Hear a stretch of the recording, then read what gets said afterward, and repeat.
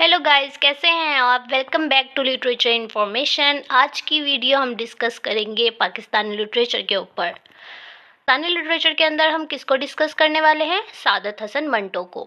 Start करते हैं। हमेशा की तरह सबसे पहले हम क्या डिस्कस करेंगे? की पॉइंट्स कि आज की वीडियो के अंदर हम क्या क्या डिस्कस करेंगे।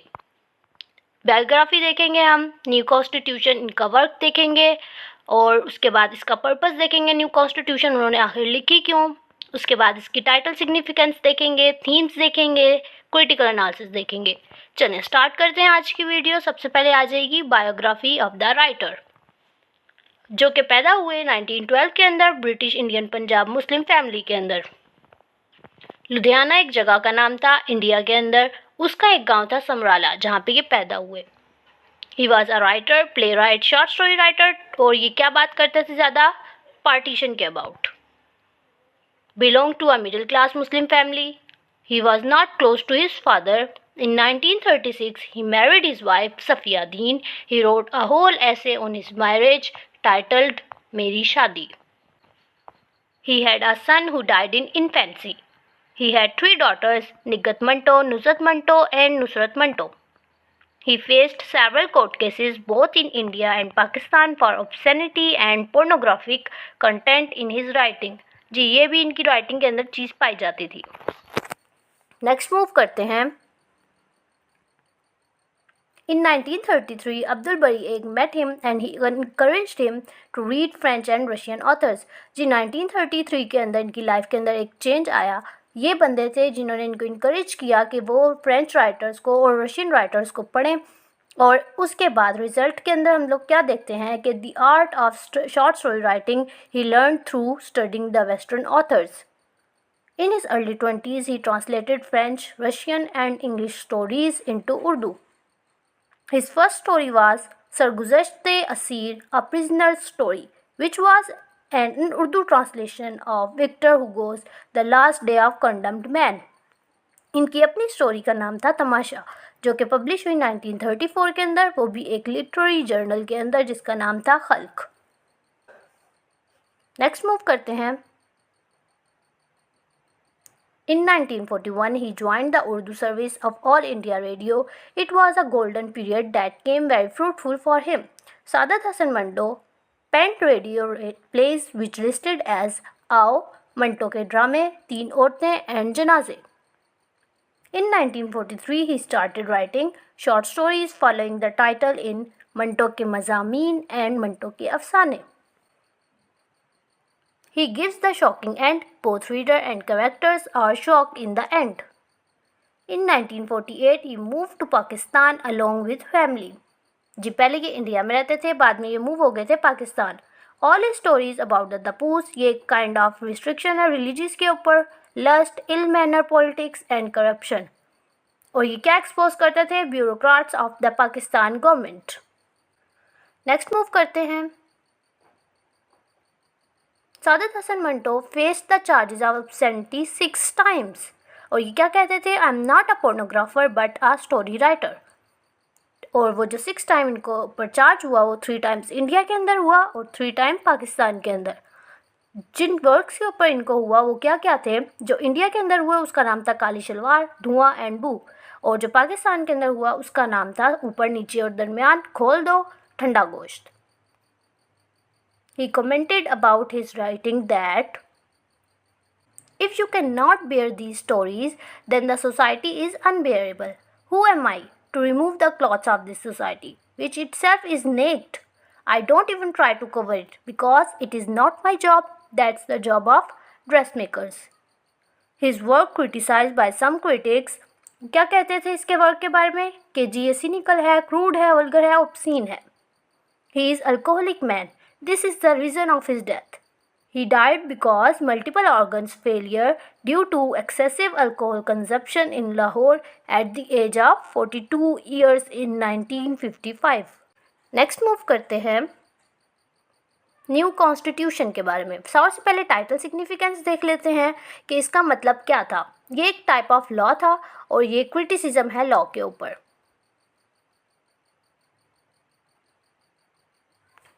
जी, न्यू कॉन्स्टिट्यूशन के अंदर हम क्या क्या देखते हैं, कॉन्सेप्ट ऑफ कलोनियलिज्म और इम्पीरियलिज्म देखते हैं, जिनके ऊपर मैं ऑलरेडी एक डिटेल वीडियो बना चुकी हूँ, कलोनियलिज्म के ऊपर अलग से और इम्पीरियलिज्म के ऊपर अलग से।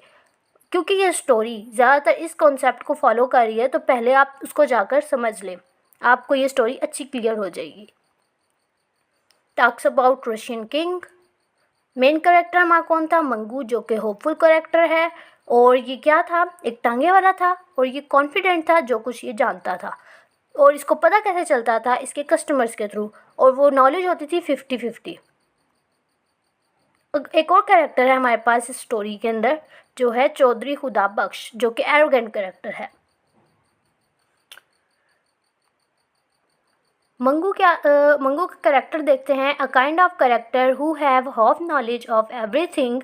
जी, इसके पास आधी नॉलेज होती थी, जैसे मैंने आपको बताया ये 50-50 जानता था। At least you should be sure of things, what are you saying about, कि एटलीस्ट आपको पता होना चाहिए कि आप जो बता रहे हैं वो ठीक भी है कि नहीं। इसको आधी बात पता होती थी और ये जाके आगे बता देता था। He is thinking new constitution is a kind of change. अब हुआ क्या था, इसके पास आके बैठे थे कस्टमर्स, ये क्योंकि था टांगे वाला। उनके थ्रू इसको पता चला कि जी इंडिया के अंदर कोई न्यू कॉन्स्टिट्यूशन होने वाला, न्यू चेंज आने वाला है। उस वक्त क्या था, ब्रिटिश रूल कर रही थी, और ये लोग तंग आए हुए थे उनसे, इसलिए ये चाहते थे कि हम लोग आज़ाद हो जाए। तो जब मंगू ने इस बारे में सुना कि न्यू चेंज आने वाला है, वो भी 1 अप्रैल को, तो ये खुश हो गया और इसने जाके अपने दोस्तों को बता दिया कि जी न्यू चेंज आने वाला है, 1 अप्रैल को सब कुछ चेंज हो जाएगा। और ये क्या थी? सारी इसकी एक्सपेक्टेशंस थी। These all are his expectations only. जी, ये नरेटेड हुआ है 3rd पर्सन के अंदर और पार्टीशन से पहले। Mangu expecting India to change overnight. और हम लोगों को ये भी दिखता है कि ब्रिटिश के लिए मंगू के कैरेक्टर के अंदर कितनी ज़्यादा हेट भरी हुई है। As Ustad Mangu had intense hatred for the British when he saw that his new customer was Gora, feeling of hatred rose in his heart. जी, ये जब न्यू कॉन्स्टिट्यूशन का इसने सुना था ना, और 1 अप्रैल को इसके पास आया था कस्टमर, और इसका पहला कस्टमर एक ब्रिटिश था, तब इसके दिल के अंदर ये चीज़ आई थी, ठीक है। His first instinct was to pay no attention to him and just leave him where he was. Next move करते हैं कि पर्पस क्या था न्यू कॉन्स्टिट्यूशन का। The constitution of the United states established America's national government and fundamental laws and guaranteed certain basic rights for its citizen. जी, ये एक law बना हुआ था, ये एक लॉ था जो था न्यू कॉन्स्टिट्यूशन, ठीक है। और मंगू क्या समझ रहा था, ठीक है। The chief aim of the constitution as drafted by the convention was to create a government with enough power to act on a national level, but without so much power that fundamental rights would be at risk. Next move करते हैं themes. इसके अंदर सबसे पहले आ जाएगी irony की, उसके बाद इम्पीरियलिज्म की, उसके बाद होप की, उसके बाद फ्रीडम की, उसके बाद चेंज की, उसके बाद एरोगेंस की, उसके बाद ऑप्टिमिज्म की, और इनह्यूमन ट्रीटमेंट और क्रूअल ट्रीटमेंट। जी, ये सारी चीज़ें मैं डिटेल में आगे क्रिटिकल एनालिसिस के अंदर आपको बताती हूँ। अभी हम न्यू कॉन्स्टिट्यूशन को देखेंगे क्रिटिकल एनालिसिस करते हुए। समरीज तो आपको मिल जाएंगी अलग अलग चैनल्स पर, और वो क्लियर भी हो जाएंगी, लेकिन जो हम लोगों ने क्रिटिकली देखना है वो मैं आपको अभी दिखाती हूँ कैसे करना है। जी, मैसेज क्या था इसके अंदर? मैसेज था, the story the new constitution conveys the idea that a little knowledge is a dangerous thing. समझ आई? आधी इन्फो और आप जाके आगे बता दो तो वो तो डेंजरस ही होगी। It also tells the reader about the true feeling of the common people of India for the British. जी, उस वक्त जब ब्रिटिश रूल कर रही थी, उस वक्त जो आम नॉर्मल बंदा था उसकी क्या फीलिंग थी, ये उस बारे में भी बताती है। करते हैं क्रिटिकल एनालिसिस। हाँ जी, अब हम मेन स्लाइड के ऊपर पहुँचे हैं। क्रिटिकली अब हम डिस्कस करेंगे इस स्टोरी को। चलें सुने। ये जो स्टोरी है न्यू कॉन्स्टिट्यूशन किस बारे में थी? 1935 के अंदर जो इंडिया गवर्नमेंट थी ना, उसको रेफ़र कर रही है, ठीक है। इस वक्त 1935 में जो इंडियंस थे ना वो ब्रिटिश के ग़ुलाम थे, ठीक है। यानी कि वही सेम कॉन्सेप्ट कॉलोनियलिज्म इंपीरियलिज्म वाला, ठीक है, जिस पर मैंने एक पूरी वीडियो बनाई हुई है और उसको जब आप सुनेंगे तो आपको क्लियर हो जाएगा। इसके ऊपर ये स्टोरी लिखी गई है, ठीक है, कॉलोनियलिज्म और इंपीरियलिज्म के ऊपर।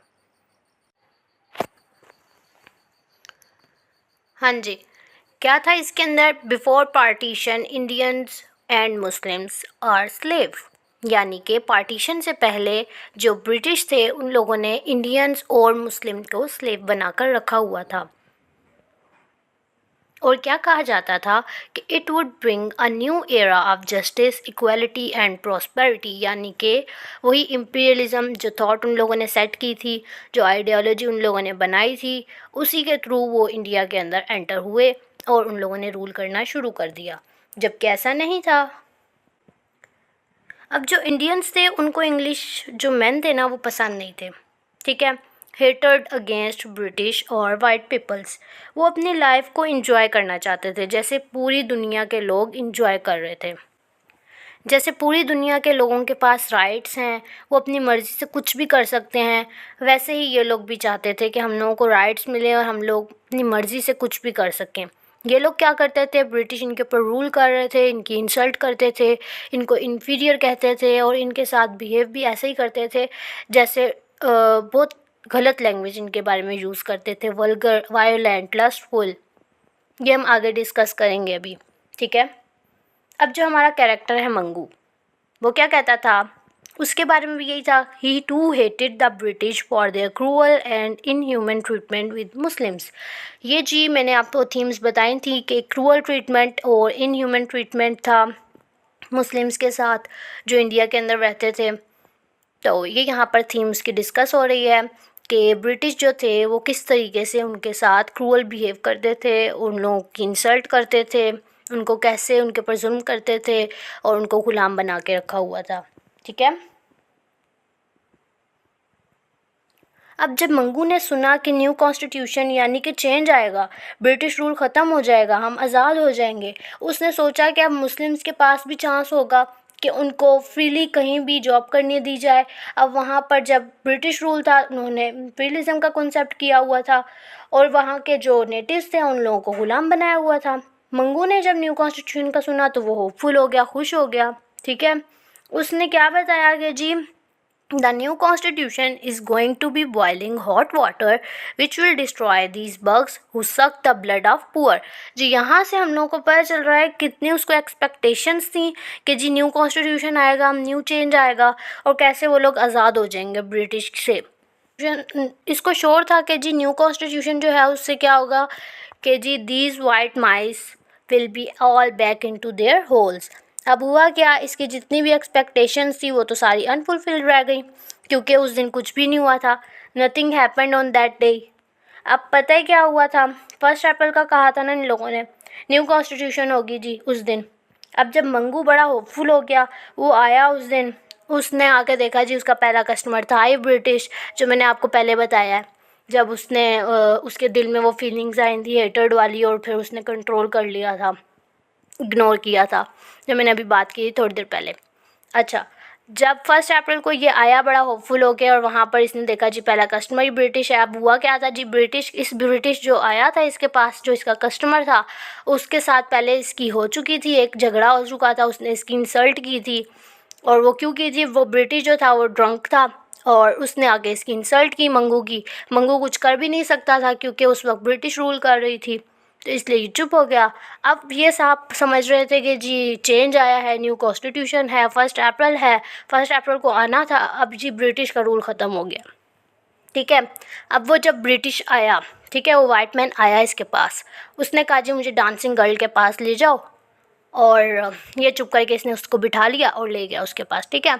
अब जब इसने अपनी मजदूरी मांगी जो इसकी बन रही थी मंगू ने, तो उस ब्रिटिश ने इसकी इंसल्ट की, इसको चढ़ गया गुस्सा, इसने उसकी चिन के ऊपर मारा। इसने कहा जी अब तो रूल ख़त्म हो गया, पहले तो मैं था बेबस था कि जी इनका रूल है ब्रिटिशर्स का, मैं चुप कर गया था, मैंने कुछ नहीं किया था। इसने उसको मारा उसकी चिन के ऊपर और एज ए रिज़ल्ट हम क्या देखते हैं कि मंगू बेचारा जेल के अंदर पड़ा हुआ है। ये पता है क्या बुलाता था उनको? Leaper, white mice and human monkeys, Mangu. यहाँ से इसकी हेटर देख सकते हैं आप। अब इतनी उसको हेटेड क्यों थी उसके दिल में ब्रिटिशर्स के लिए? क्योंकि जो ब्रिटिशर्स थे वो क्या थे? They drank too much, they are morally corrupted, they went to dancing girls, यानी कि उनकी कोई भी आदत अच्छी नहीं थी। और फिर जैसा वो बिहेव करते थे इनके साथ। और मंगू ने भी इंसाफ किया जब ब्रिटिश को इसने मारा था, क्योंकि उसने इसकी इंसल्ट की थी। अब ये दिखाया हुआ है कि पार्टीशन से पहले काफ़ी मिजरेबल कंडीशन थी उन लोगों की। ब्रिटिश उन लोगों को कैसे बिहेव उनके साथ करते थे और उन लोगों को डॉग से भी इन्फीरियर समझते थे और ऐसे ही इनके साथ बिहेव करते थे। अब ये जो स्टोरी है हमारी, इसको डिवाइड किया है दो चीज़ों के अंदर। एक ह्यूमरस पॉइंट भी हम लोगों को इसके अंदर मिलता है और सीरियस आइडियाज़ भी मिलते हैं। इनको डिस्कस करते हैं। अब सबसे पहले आ जाएगा हमारे पास ह्यूमरस पॉइंट ऑफ व्यू। अब ह्यूमर का मतलब क्या होता है, सबसे पहले ये देख लेते हैं। The action and ideas that indicate the foolishness of the characters which make the reader loaf. अब मैं आपको बताती हूँ कि कैसे ह्यूमरस पॉइंट हम लोगों को दिखते हैं कहानी के अंदर। अब जब उस्ताद मंगू सोचते हैं कि जी न्यू एक्ट के बारे में, न्यू कॉन्स्टिट्यूशन के बारे में, और सुनता भी किससे? अपने कस्टमर से जो बैठे हुए होते हैं कि इंडिया में चेंज आएगा। ये सुनकर वो खुश हो जाता है और शेख चिल्ली की तरह ख्याली पुलाव बनाने लग जाता है। राइटर क्या कहता है कि जी उस्ताद मंगू के बारे में कि Ustad Mangu was already in 7th heaven. वो इतना खुश हो जाता है कि न्यू कॉन्स्टिट्यूशन के बारे में सुन के वो घर वापस आके अपने दोस्त का एंशियसली वेट करने लग जाता है। और जब वो आता है ना, वो उसको एड्रेस कैसे करता है? I have a great news for you, it's so good that it might make your hair grow back. अब बेशक मंगू एक इलिटरेट बंदा था, लेकिन जिस तरीके से उसने न्यू एक्ट के बारे में सोचा वो रीडर के लिए ह्यूमर क्रिएट करता है। अब देखें उसने कैसे उसको एड्रेस किया, कितना खुश था वो क्या कहता है कि जी ये सब कुछ जो है ना, ये जो न्यू चेंज आ रहा है ये रशियन किंग की वजह से है। ये भी एक ह्यूमरस पॉइंट है, ठीक है। नेक्स्ट मूव करते हैं सीरियस आइडियाज़ के ऊपर। There is no doubt about the saying that the Indians were miserable and insulted by the British. वो लोग इंडियंस के साथ बुरा बिहेव करते थे, इनकी इंसल्ट करते थे। अब ये लाइन्स देखें ज़रा। However, the fact was that it was the Gora soldier of the cantonment who were responsible for Ustad Mangu's rather low opinion of the British. They used to treat him as if he were some lower creation of God, even worse than a dog. जैसे कि मैंने कहा था उनके बारे में vulgar, violent, lustful ऐसी language use करते थे, और यहाँ पर उन लोगों ने वर्स दैन डॉग यानी कि बहुत ही डॉग से भी निचला उनको दर्जा दे दिया। अब हर कोई जानता है कि ब्रिटिश रूल कर रहे थे वहाँ पर, और इंडियंस पर उनकी विल के बगैर अब वो एंटर कैसे हुए? वो यही कॉन्सेप्ट है इम्पीरियलिज्म वाला कि उन लोगों ने पहले आके आइडियोलॉजी उनकी सेट की कि जी आप इन्फीरियर हैं, आप अनसिविलाइज्ड हैं, हम आपको सिविलाइज्ड बनाएंगे, सुपीरियर बनाएंगे। इस तरह वो एंटर हो गए। अब उस्ताद मंगू जो है वो क्या है? राइटर का माउथ पीस है। अब वो क्या कहता है राइटर मंगू के थ्रू कि जी look at them, he would say, shaking his head, came to the house to fetch a candle and before you knew it over. जी ये सीरियस आइडियाज़ थे जो कि हमें दिखते हैं इस वर्क के अंदर। आगे चलते हैं। अब हम लोग ले लेते हैं एक ओवरव्यू कि आज की वीडियो के अंदर हमने क्या क्या डिस्कस किया। In the new constitution by Saadat Hasan Manto, we discussed the theme of imperialism, hope, freedom, change, arrogance, and optimism. Narrated in third person. Main character हमारा जो था वो हम्बल टंगे वाला था, lives in Lahore, completely illiterate person, poor man, hated British people because of their cruel and inhuman attitude toward the helpless poor of subcontinent. And the new constitution is about 1st April, the Constitution of the United States established America's national government and fundamental laws and guaranteed certain basic rights for its citizens. उम्मीद है आपको video की समझ आई होगी। मिलते हैं next video के अंदर, तब तक के लिए अपना ख्याल रखें। वीडियो को लाइक करें, शेयर करें और चैनल को सब्सक्राइब करना मत भूलिएगा। दुआ में याद रखिए। अल्लाह हाफ़िज़।